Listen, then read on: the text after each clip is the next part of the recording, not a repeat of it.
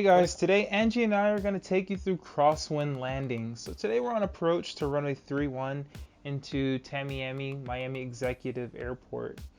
Crosswind landings, similar to crosswind takeoffs, use two techniques. There's the slip and the crab. Now when you do a crosswind takeoff, you start off with the slip, which we know is keeping our aileron into the wind and using the rudders to maintain our longitudinal axis aligned with the runway.